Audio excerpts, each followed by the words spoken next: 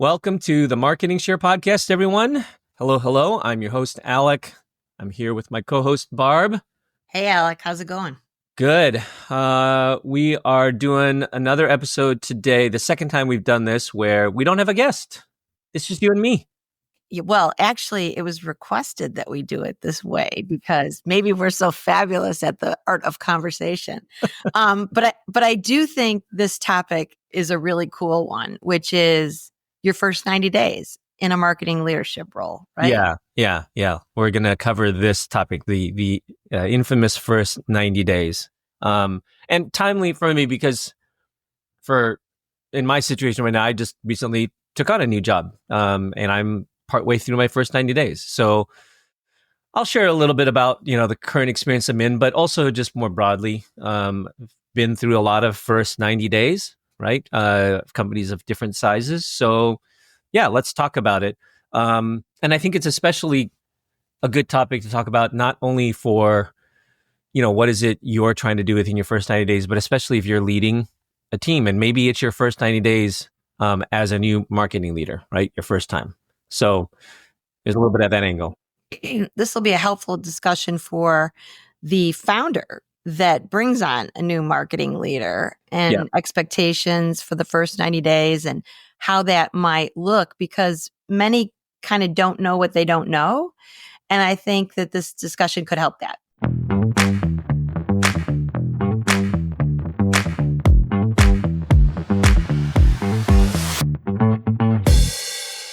All right, so I'm going to throw out a topic, and we're going to talk about it. How's that? All right. Okay. Yeah. Let's talk about this one. The game plan when you start out, right? Your first 90 days. How do you frame that up? What does it look like? Yeah. I think that the game plan for your first 90 days really has to start before you take the job.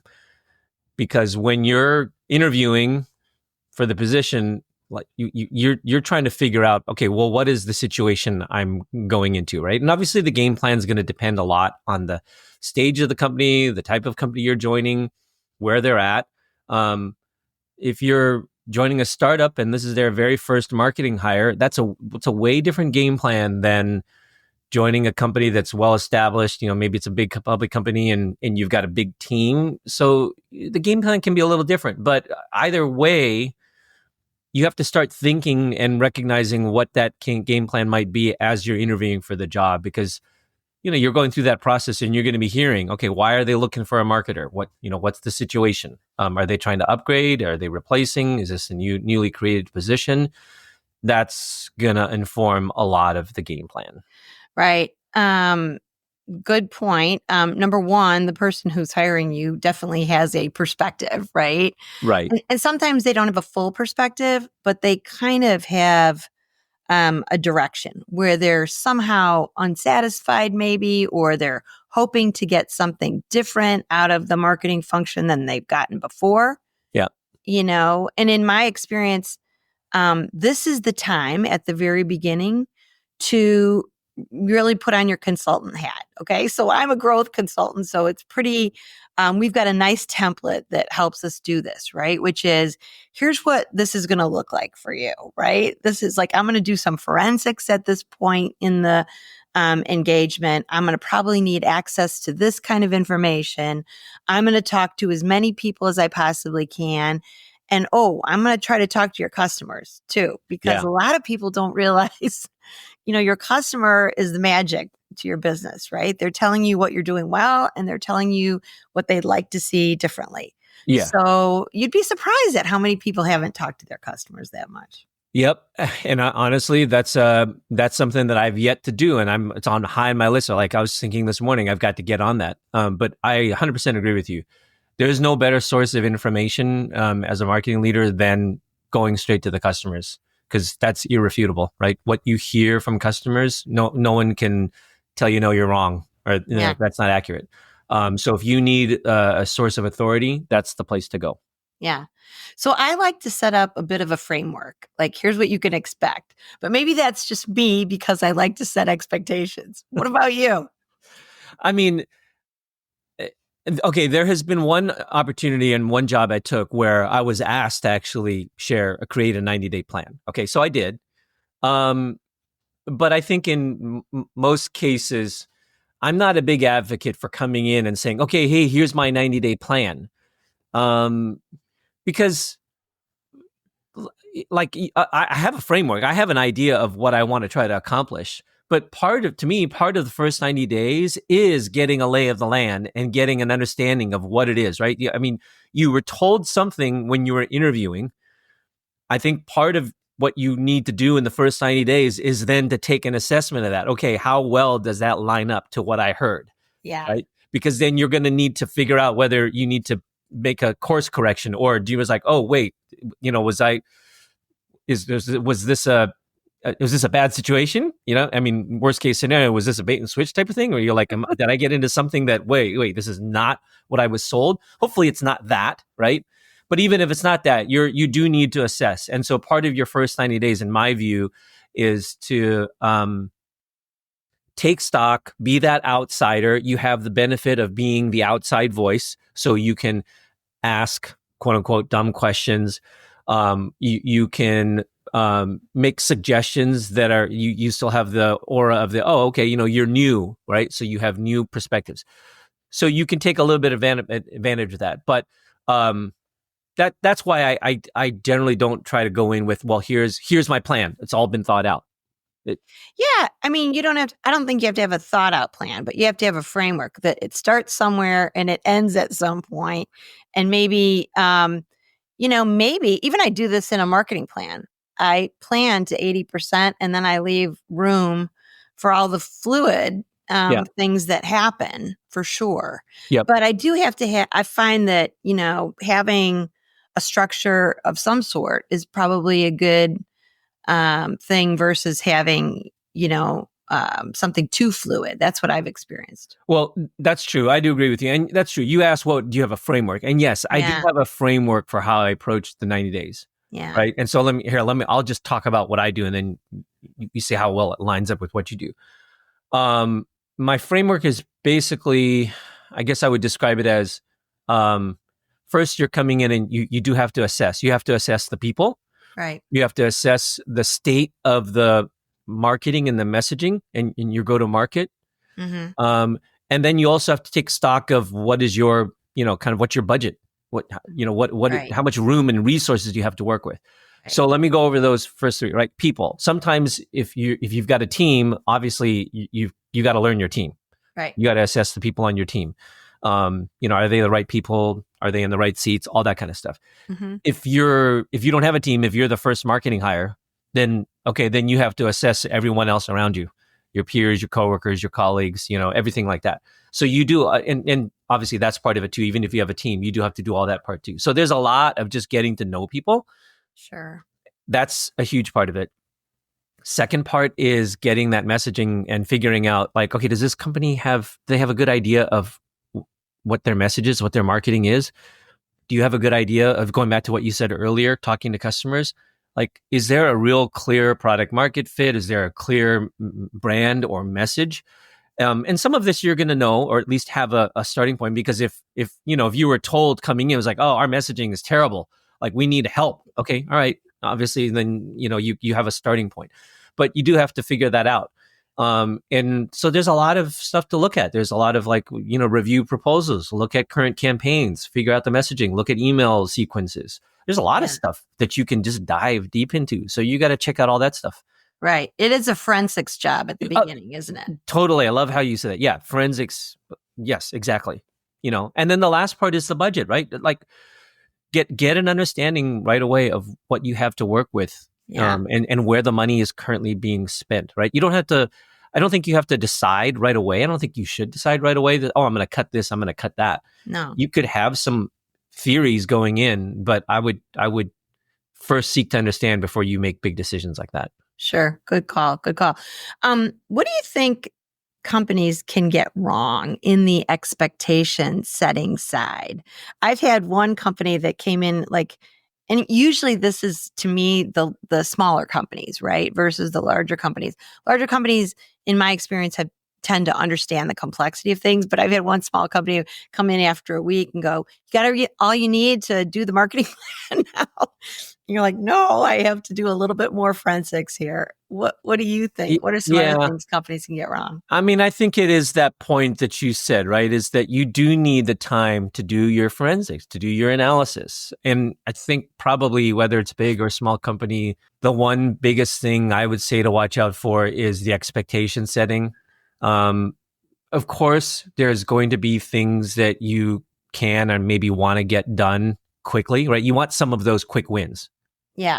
Totally true. Again, right? But I think it can be a misalignment of expectations if it's like, okay, hey, you're hired, and like, okay, so within the first 90 days, like, are you going to be able to generate Yeah. leads right away? Or are you going to be able to solve this right away? And of course, there are things that you do want to be able to quickly come in and fix or solve. Mm-hmm. You are looking for those, right? The so-called low-hanging fruit. Right. But I think it's a miss if you're thinking that, yeah, just as a marketing or a marketing leader, you can come in and have the answer, within a few weeks, and then in 90 days already be on the plane. And if you get that, then that's great. Yeah. I think that's a combination of luck and smartness and but also luck of the situation. But I'd be more a often than little not, afraid that you're not digging in deep enough, right? If you yeah, have all right, the answers right off the bat. right, Yeah. yeah, Um, I love the fact that you talked about don't be afraid to ask dumb questions. This is your time to ask any question that you want. Ask them, okay? yeah, And then, my experience is you know, you're close to the CEO in this process. It's not like you're gone for 90 days and you come back, right? yeah, You're connecting with that CEO. You're giving some of the feedback. You're getting reaction on that. Here's what I've heard here. What do you think about this? Right? So you're taking inventory throughout the whole process, and you're kind of pressure testing some of the assumptions that you're getting from others with your CEO, helping them learn a little bit. So I think that's sort of valuable in that process as well. yeah. I agree.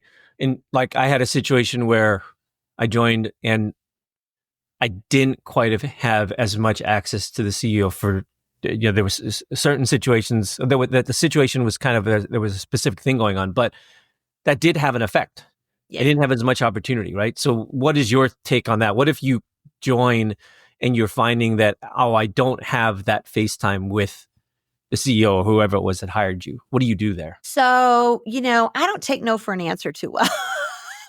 And the reason for that is it's in your best interest to have a relationship with that person. Now, Right. if they're super busy, um, and they're more of a hands-off person, you kind of have to take that that's part of your inventory as well. However, um, you know, part of our job is to tell others how to mentor us, right? And so, I understand that you're really super busy. Could we take 30 minutes once every 2 weeks and take some time just to look at this together to make sure that I'm on the right path, you're thinking the same way I am, and our expectations are aligned? I Yeah. feel like you owe yourself that at least, right? Yep. Yeah, that's a good answer. I like that. You have to figure out some way, right? If they don't have the time for a meeting or a call, then you've got to find some other way to keep that communication going. If Right. nothing else, then to protect yourself down the line, say, hey, look, I did everything I could, right? I've emailed Right. you, I've left you messages, I've tried to set up meetings with you, so thinking Yeah. worst case scenario, you want to have that, audit trail for yourself. Yeah. Yeah. Yeah. Okay. So step one is usually in the meet and greet. And you talked a little bit about that, how Yeah. you're meeting either your staff or peers or, important partners or customers. Wouldn't that be great? You want to do a meet and greet. You want to learn as much as you can. I'm a big believer. I like to sit in a sales meeting. I like to Mm. jump on Yeah. the truck if you're driving to the customer. I mean, I like to see what it looks like in action when you're connecting with customers on things. What is the meet and greet? What's the number one reco for you on the meet and greet?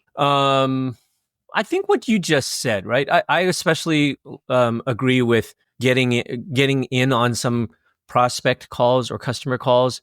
If you can't sit in on them live, then see if you can get a recording of it. another way is to look at customer feedback, right? So this is not so much with sales calls, but Mhm. reading customer feedback that Right. you might get through the help desk. Sure. So to me, that's just also, I categorize that under the meet and greet because you're getting to know Yeah. the customer. One thing I've learned, this is a little tip and trick, right, that I've learned during the meet and greet is I always do a notes after my meet and greet. And then I ask a lot of the same questions, right? Because I'm really trying to understand, does my peer group, does my team, do we all have an aligned understanding of how we're communicating, what our strengths and weaknesses are, all those kinds of things. So to me, that's important. And that's one of those things I'll bring back to my CEO in some of those conversations. Gee, I asked all these people this same question, and here's what I got. Yeah, I'm glad you brought that up. I forgot about that point. That is a great one. You have this ability to be that, what's the word I'm looking for? Kind of like you're still neutral. You're still of that, the newcomer, right? So you can do the thing where you ask the same question and see how many different answers you get. Yeah. Yeah. Right. That's So a really that's good just exercise. it's just a gut check. Are Right. we on the same page, right? Right. For some Right. of those things. Yeah. All right. I'm getting back to this other one, which is, we mentioned that you want to do forensics, right? Mhm. But oftentimes your leader, if they're like this, right? Some leaders don't know what's wrong and they're coming in and they're saying, could you please tell me what's wrong? It's usually a performance issue.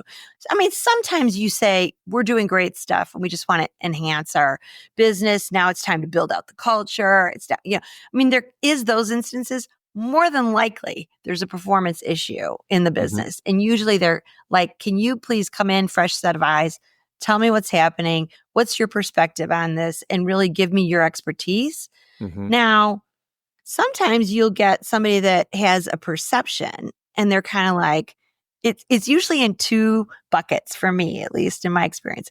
It's usually like marketing's not as innovative or creative or out of the box as we could be. Or flip it, marketing's not as mechanized as I'd like it. I'd really like a predictive line of pipeline into the business. And somehow, every time I ask a question, I don't get the answer. Mhm. I see it in those two directions sometimes that Yep. they're looking for. What about you? Yeah.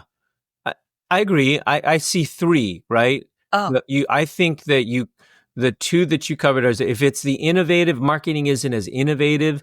To me, that is more kind of like the brand marketing.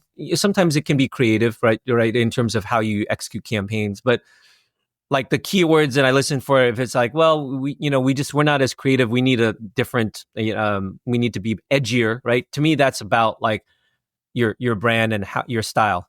If it's more about the mechanisms, then to me that tells me, oh, they're looking for like demand creation.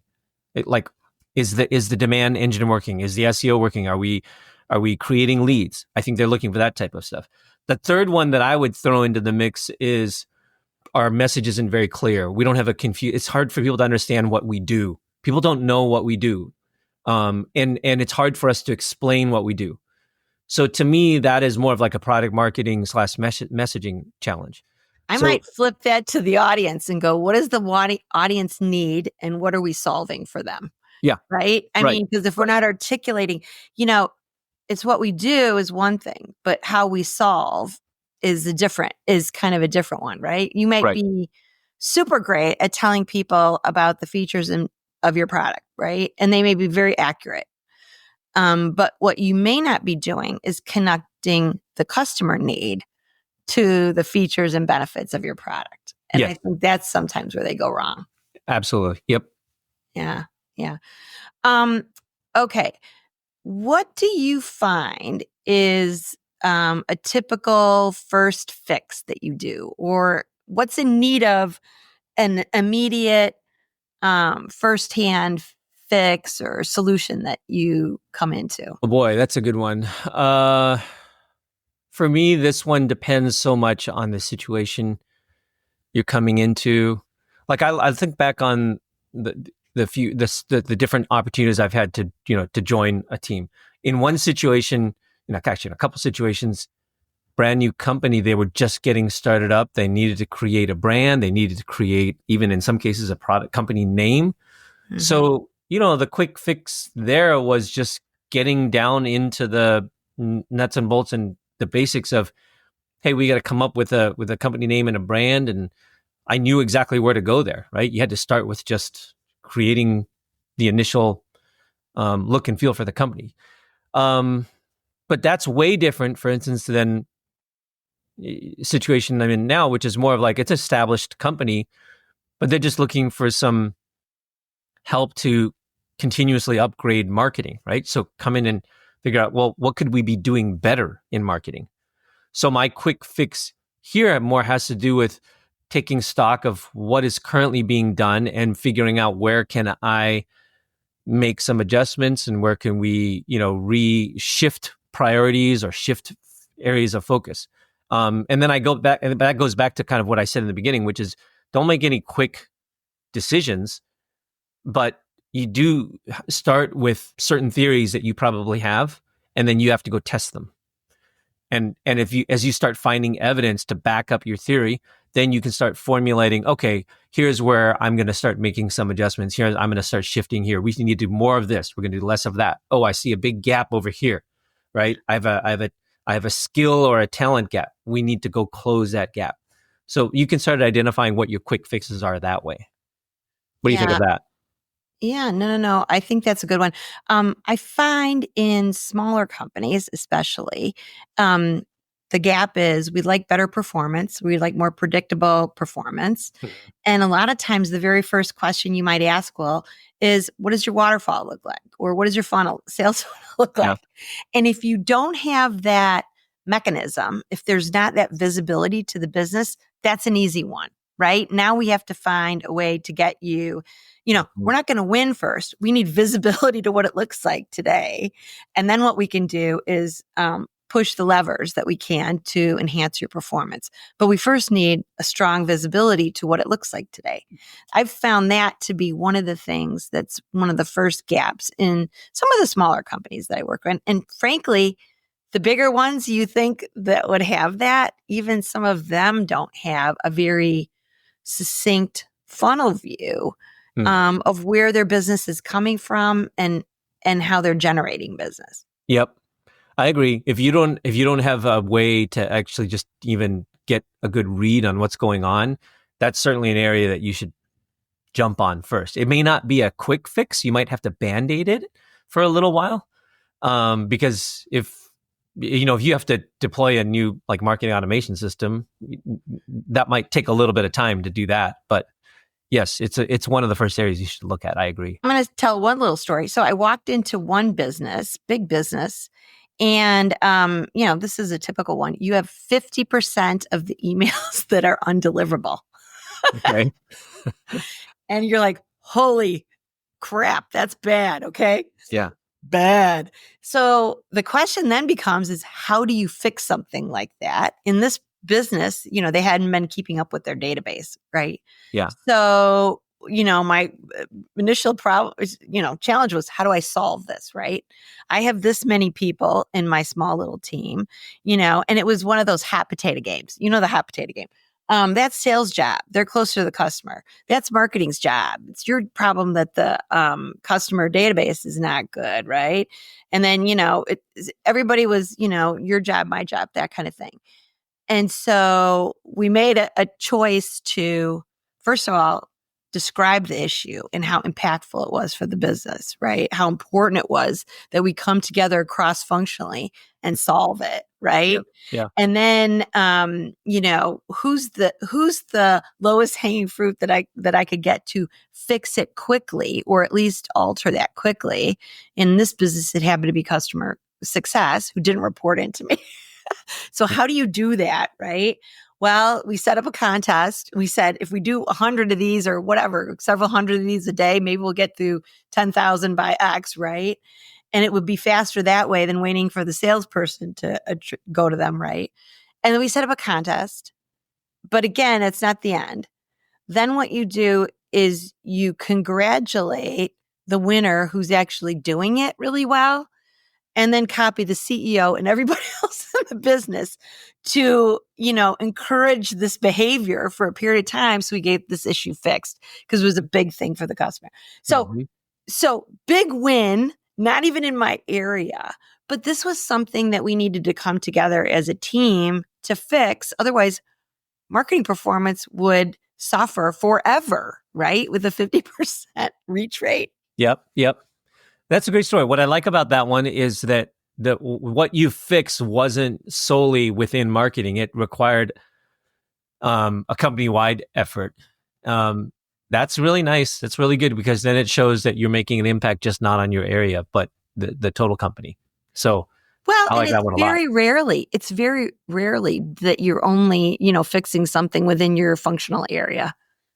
That's what I have found, at least. Yeah, I mean, things like things that you do certainly have ripple effect, right? Yeah. But sometimes you do need to clean up your shop first, right? You need to fix all the stuff that's broken and not working right in marketing.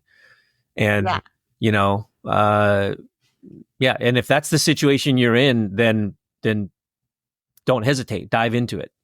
Okay, let's go there because that's a tough one. Okay. And one of the things I do not like to do in the first 90 days is come in and crash and burn. Okay. Yeah.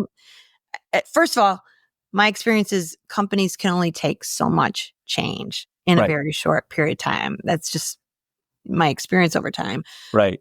So I do not like to do that. And I do not like to act quickly like that in many Yeah. cases. However, to your point, another piece of business I had, it took days to get out a very simple email to people, right? And I mean, that's too long, right? You need to be able to react quicker on that. So we knew we had a skill set gap in the organization. And so we did, pull it together, assess it after the fact. Didn't have a clear path, but we needed to solve this issue. And we're going to explore it in 2 or 3 roles that would be different. That's the path I've taken in some of those quick fixes or assessment of the team issues. How about you? Yeah, I agree with that. As you were talking about, but the thought was going through my head was you want to try to find something that is a really big pain, like something that hurts a lot. It's a big problem, but that you can find some fix relatively quickly. It doesn't have to be the permanent fix, but as long as you can do something to start alleviating that pain, that's the ideal, right? So look for big problem areas, but ideally if you can find something that at least you can impact right away. That's the best case scenario. The next best from that is like you find a big impact area, but it'll take a little bit of work. I think that's still better. You can say, look, I'm putting all my attention here first because it's the biggest pain area. And you might not be able to fix it within the first 30 days, but even if you can get started, that's better than I think than the opposite, which is trying to just go in and wanting to make it look like you're fixing things or changing things or doing things, but they're not connected to something that is meaningful and is going to make a difference. And you're just doing it because you want to Quick win. Yeah, you either want a quick win or or maybe in some cases, check yourself. Are you just doing it for your ego? Right? Don't do those things. Right? Right. I'd rather take something that is important, but it might take you a little longer. But at least you can show that you're working on something that matters. That's what I like about you. You're so thoughtful about things, right? Oh my gosh.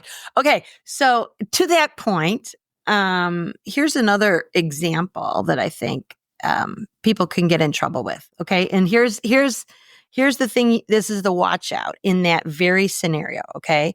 One thing that a marketer will try to do is try to repair a sales relationship very quickly, right? So you may want to provide a salesperson with, some easy materials that they've been asking for or what have you. Okay. That's fine to do. However, if you are setting yourself up to customize for every salesperson, right? That is probably something you don't want to do because you're not going to be doing that forever. And I mean, that's something that you cannot operationalize. So watch the wins that you want to make friends, that you have to be doing things that you can sustain over time. Yeah. That's really good advice. It's a really fine balancing act. You want to create you want to start building that bond, right? The sales is almost always the most important relationship that you have as a marketing leader. So if that is in need of repair, yeah, you got to put some attention there, and you got to do some things to build trust and to build, some confidence in you. But how to do that in a way where you don't then over rotate, and then everything is, yeah, you're kind of like you're at the beck and call of anything that they want. Yeah, you got to balance that. That's hard. I don't know that I have some really insightful answer there, other than you have to try to find the right balance. Yeah. I always try to say, hey man, we got to make this operationalized for the long haul, right? Yeah. We can't sustain a customization for you every week on this, right? You can't, it's not going to be good for the brand because each salesperson is going to be asking for their own stuff. But what we can do is come up with a couple framework points that we can pull together that meet the needs of most everyone, right? So you get a little bit more immediacy on the materials you want. We get a little more standardization, and we see if that works for a while. See Right. how that Right. pans out. Now, I'll play the other side of that, though, right? There could be situations where maybe that is the right answer, right? It has to be the right situation, though. If you're taking a very targeted, like an ABM type approach, where Right. you have, 10 key accounts, and if you have the staffing and the supporting to say, well, I'm going to assign, resources in a way, well, you might be able to do that. Yeah. It's possible. Yeah. In an ABM situation, you should be able to do that, right? If that's yeah. If you have the right resources, and you're not, and the number of targets is reasonable, right? Yeah. But I think what you're saying is, though, just watch out that you get sucked into that, and then you're like, well, no, wait, shoot, now this is a little bit out of my control. Well, you're setting an expectation that may or may not be doable for your team, right? Right. So, right. Everybody has to respect everybody's workload and that kind of thing. Okay. Yeah. So let's say now you're at day 60. You've assessed the business. You have some things going on. What are some of the first things that you do in that time frame? What are some of the action steps? I think that by 60 days, regardless of what type of scenario you're in or situation, right, whether it's, small company, startup, or, larger company, I think that by 60 days, you should start having to have a pretty good idea of where you think the problem areas are and what you're going to be doing. And this is the point where I think you can now start testing out your approach. Well, like what you plan to do. A lot of this is a lot of what you do as a marketer is you're never doing anything just alone. You're never in a silo. You have a lot of key dependencies. So work those dependencies both to what they need, but also get the help that you need from them, right? So test out your hypotheses and start floating them in and testing the reactions to them. Because I think by the end of the 90 days, this is where I do think you want to have a fairly good idea of what your game plan is going to be. Right. I always think that the 60-day period is, if you're a consultant, it's pretty easy, right? You've done your learning. Now it's your pressure testing. You're showing what you've learned. Yeah. You've had some of these initial conversations already, and you're getting others to nod. Yeah, that makes sense. Right. If it works, you've got people going, yeah, I get it. I understand that. And wow, I think the only mistake you can make here is bring something new to the table. I hope you're uncovering something that the rest of it's okay for people to say yes, but I hope you've uncovered a few things that nobody has pulled out before, right? Yeah. Because marketing's job is to surprise a bit. And, your thinking is what is being purchased, right? Or, so that part of it, to me, is the innovation side that they're always looking for, no matter what. I love what you just said. That is so true. You do want to be thinking about what are things what's something new to try. a different approach, a different method, a different message, whatever it is. But yeah, you're so right. In addition to having that game plan, what are some different things that you're going to bring to the table? I really love what you're saying there. Yeah. So to me, this is the important meeting. We do it in a workshop usually. And this is the important meeting. You're getting people to think through, you're getting people involved in your work. You've had conversations with them already. And then now you're getting them to nod or think, maybe we should try that, and this is where marketers get in trouble. You don't always have to be right. Okay. But you do have to be curious I'd really like to understand this better. I'd really like to try this. Mm-hmm. And it might not be right. It's okay not to be right. You have to fail fast. You have to learn fast. I had some people that we used to work for say, you know what? You don't have to have it all figured out, but you have to have learned something in this process and by this period. Yep. Right. So if it didn't work, what'd you learn? Agree. It's hard to do because you don't want you would rather not have it to just be a learning exercise, right? You want that success. So everybody wants that.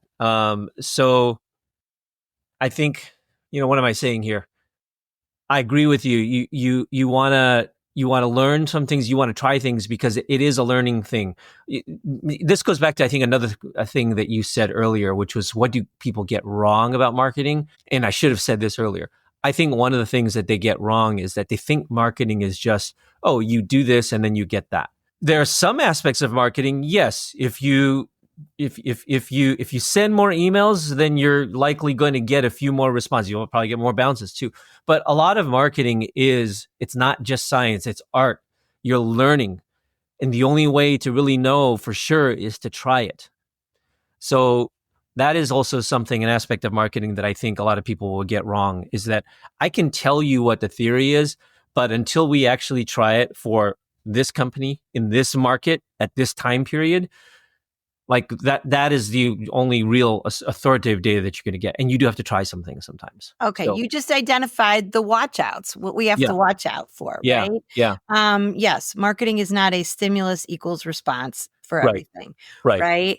And, we don't make decisions in a vacuum like that necessarily. We make a couple of impulse probably in that way. I saw this new hair product. I want it. I bought it.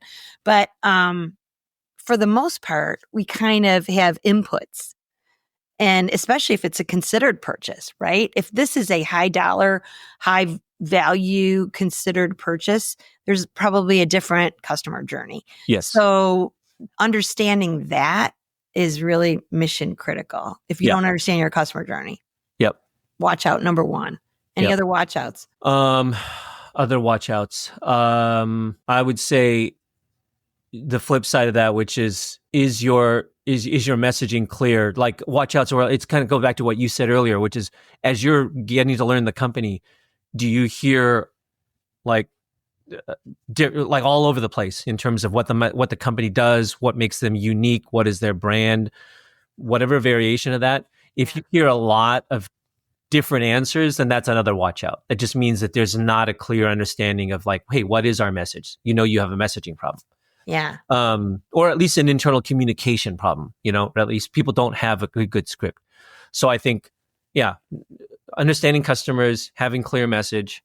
Other watch outs. I think also another watch out would be when you're taking stock of what is currently going on in marketing, not having a good understanding of why. Okay, hey, we do webinars. Okay, why do you do the webinars?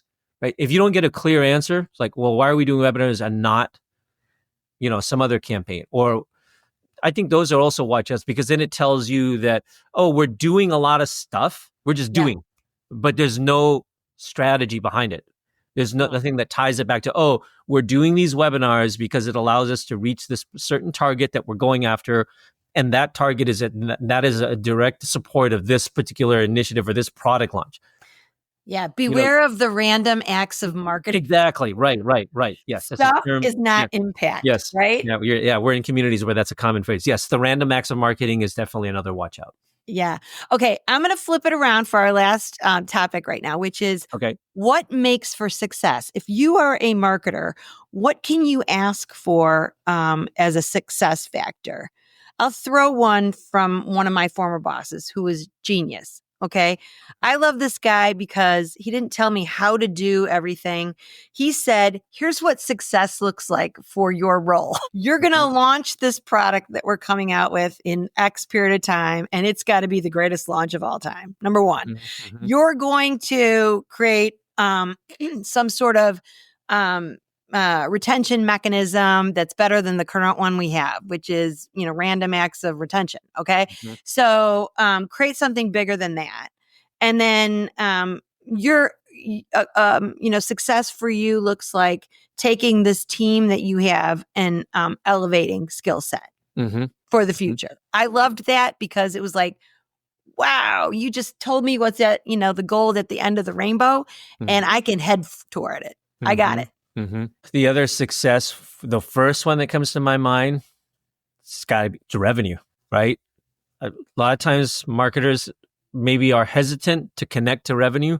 But we as a marketing leader, you should understand revenue, what the revenue target is, where we are now, where we need to be, how we're going to get there.